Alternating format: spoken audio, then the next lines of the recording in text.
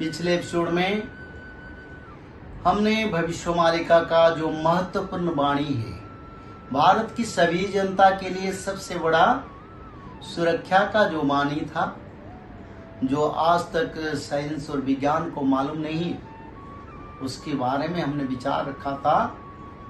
जैसे कि भारत विश्व की सबसे ऊंचे स्थान है और भारत ही भूस्वर्ग है। जल प्रलय में भारत की प्रलय का प्रभाव बहुत कम रहेगा। फिर महापुरुष अच्युतानंद ने लिखे हैं, सृष्टि करता प्रभु जगतपति जानो,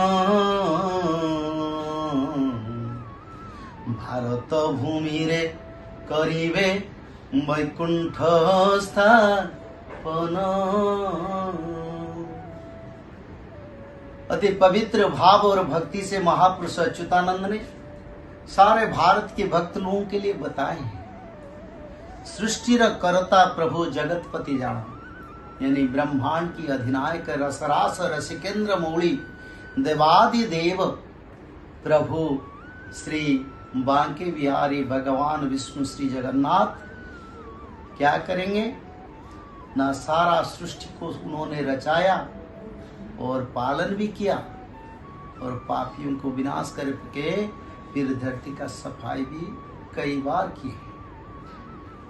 और ऐसा समय आएगा भगवान इस धरती पर भारत की पवित्र भूमि को वैकुंठ स्थापन करेंगे, यानी जहां हर समय, हर दिन, हर रात माँ राधा रानी के साथ भक्त लोगों का राहस चलता है, नाम कीर्तन भजन चलता है और प्रभु और माँ राधा रानी का दर्शन निरंतर भक्त लोग करते हैं। जहाँ गोलक वैकुंठ जिसको परम पद कहते हैं, जहाँ जाने से मनुष्य को जन्म और जीव चक्र और जन्म जोनि चक्र से मनुष्य को मुक्ति मिलता है और अनंत अनंत अनंत युग तक सुख ही सुख, जिस सुख का कोई समाप्त नहीं है और कभी दुख का लेस मात्र नहीं है, उस स्थान प्राप्त होता है। कितने ऋषि मुनियों ने जुग जुग करके तपस्या करके उस स्थान को जाते हैं। तुलसीदास जी रामचरितमानस में लिखे हैं, जनम जनम करी जतन सुहाई, अंते राम कही आवद नाही, यानी जन्म जन्म की तपस्या करते करते, राम नाम करते करते, फिर जो जन्म में अंत समय जब मृत्यु आता है, तब अंत समय में राम नाम का प्रकाश होता है अपने आप भगवान की कृपा से। हृदय पर भगवान बैठ जाते हैं और राम नाम का स्मरण करते उस प्राणी को वैकुंठ तक ले जाते हैं।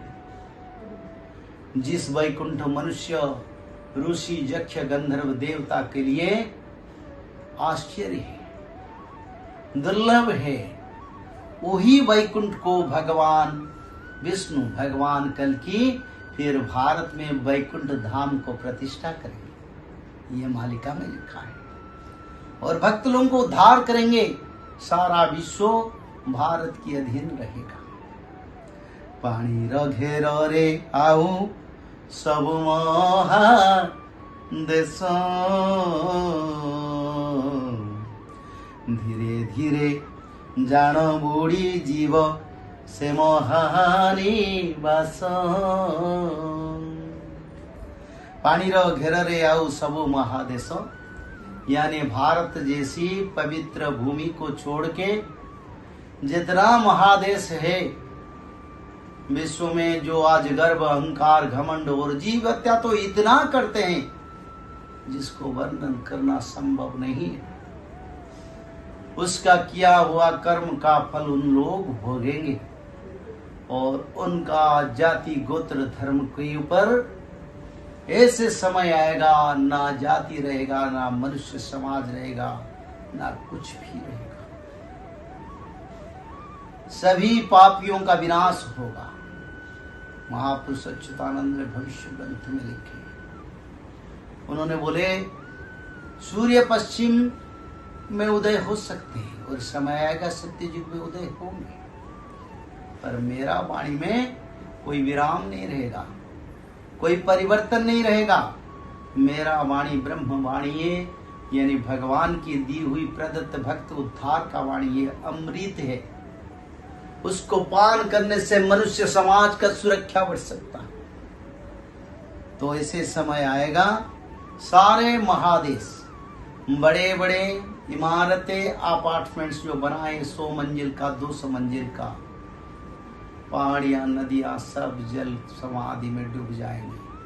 पहले युद्ध प्रलय में संहार होगा और मनुष्य समाज का शेष क्षति होगा, और युद्ध प्रलय चलते चलते जल प्रलय का महाप्रभाव से मनुष्य समाज का निश्चिन्न हो जाएंगे। सिर्फ धर्मी लोगों को छोड़ के सभी लोगों का विनाश होगा, किसी को सुरक्षा नहीं मिलेगा। तो समय से पहले समय को समझ लेना सबसे हमारे लोगों के लिए महत्वपूर्ण बात है। तो ऐसा समय आएगा सारा विश्व की सभी महादेश समुंदर जैसा बन जाएगा, छोटे छोटे द्वीप बनेगा।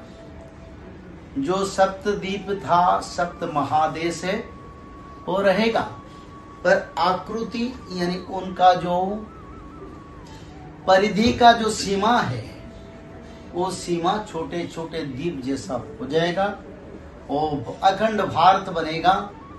भारत की भूखंड अफगानिस्तान, बलूचिस्तान, पाकिस्तान, चाइना, म्यांमार, बांग्लादेश, ये सभी भूखंड को मिला के सबसे बड़ा अखंड भारत आर्यावर्त बनेगा। और प्रभु भक्त लोगों को लेके पवित्र क्षेत्र भारत भूमि पर वैकुंठ धाम प्रतिष्ठा करके सारा विश्व में राम राज्य का प्रतिष्ठा करेंगे।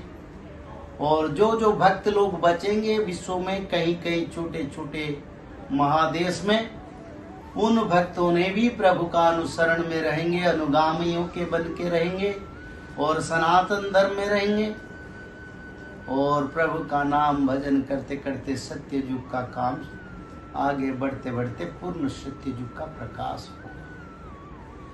ये भविष्य युद्ध और जल प्रलय और प्रकृति पंचभूत का और क्या क्या होने वाला है, अगले एपिसोड में इसका विचार रखेंगे।